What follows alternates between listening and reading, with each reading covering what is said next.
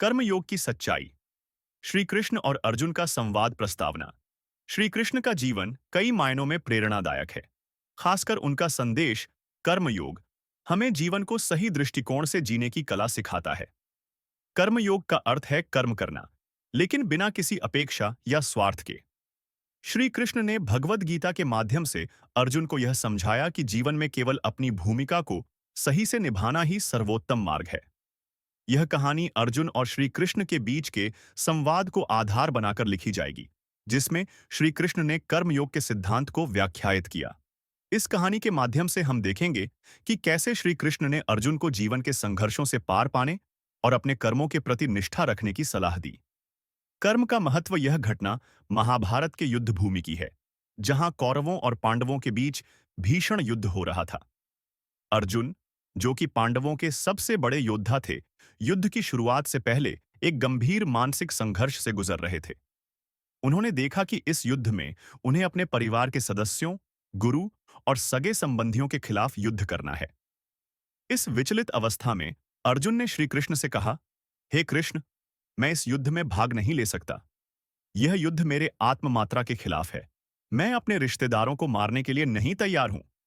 श्री कृष्ण ने पहले अर्जुन को शांत किया और फिर उन्हें समझाया कि जीवन का मूल उद्देश्य आत्म साक्षात्कार और धर्म का पालन है। तुम्हारा कार्य है धर्म की रक्षा करना, चाहे वह युद्ध हो या कोई और कार्य। अगर तुम अपने कर्तव्यों से भागोगे तो यह तुम्हारी कमजोरी होगी, न कि वीरता।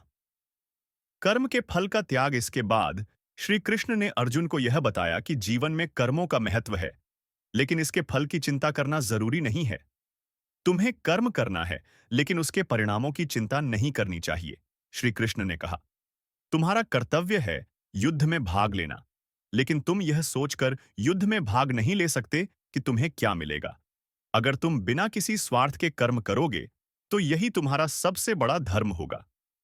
अर्जुन ने फिर पूछा, हे कृष्ण, अगर मुझे परिणाम का कोई अनुमान नहीं है, तो फिर मुझे क्यों लड़ना चाहिए? क्या युद्ध का कोई उद्देश्य नहीं होना चाहिए? श्री कृष्ण ने उत्तर दिया, तुम्हारे कर्म का उद्देश्य स्वार्थ से मुक्त होना चाहिए। यदि तुम युद्ध के परिणाम के बारे में सोचोगे, तो तुम्हारी मानसिक शांति भंग हो जाएगी। कर्म के फल को भगवान पर छोड़ दो और अपना कर्तव्य निभाओ। यही तुम्हारे जीवन का सत्य है। कर्मयोग का वास्तविक सिद्धांत। श्री कृष्ण ने कर्मयोग के सिद्धांत को और स्पष्ट किया।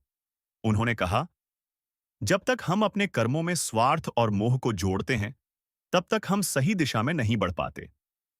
कर्म योग का वास्तविक सिद्धांत यही है कि किसी भी कार्य को ईश्वर के समर्पण के रूप में किया जाए। तुम्हारी क्षमता और इच्छा शक्ति का उपयोग केवल भगवान के आदेशों को पूरा करने के लिए होना चाहिए, न कि व्यक्तिगत लाभ के लिए। अर्जुन को यह समझ में आ गया कि जीवन में जब हम अपने कर्तव्यों को बिना किसी व्यक्तिगत स्वार्थ के निभाते हैं, तो यह न केवल हमें मानसिक शांति प्रदान करता है, बल्कि यह हमारी आत्मा को भी शुद्ध करता है। उन्होंने श्री कृष्ण के शब्दों को दिल से समझा और युद्ध में भाग लेने का संकल्प लिया। कर्म के प्रति निष्ठा और समर्पण। अर्जुन ने युद्ध भूमि पर श्री कृष्ण की सलाह को अपनाया और बिना किसी अपेक्षा के युद्ध में भाग लिया। उन्होंने न केवल अपने परिवार और रिश्तेदारों के खिलाफ युद्ध किया, बल्कि उन्होंने कर्तव्य के साथ ही अपने कर्म को पूर्ण किया। इस प्रकार श्री कृष्ण ने अर्जुन को यह समझाया कि जीवन का सर्वोत्तम उद्देश्य अपने कर्मों में निष्ठा और समर्पण रखना है, न कि इसके परिणामों में उलझना। युद्ध समाप्त होने के बाद अर्जुन ने यह अनुभव किया कि वह केवल एक माध्यम थे और उसका फल भगवान के द्वारा दिया गया था। इस अनुभव ने अर्जुन को जीवन में एक नई दिशा दी, जहां उन्होंने कर्म को भगवान के चरणों में समर्पित कर दिया। कर्मयोग से प्राप्त शांति। श्री कृष्ण ने यह भी बताया कि जब हम अपने कर्मों को बिना किसी फल की इच्छा से करते हैं, तो हम मानसिक शांति और संतुष्टि प्राप्त करते हैं।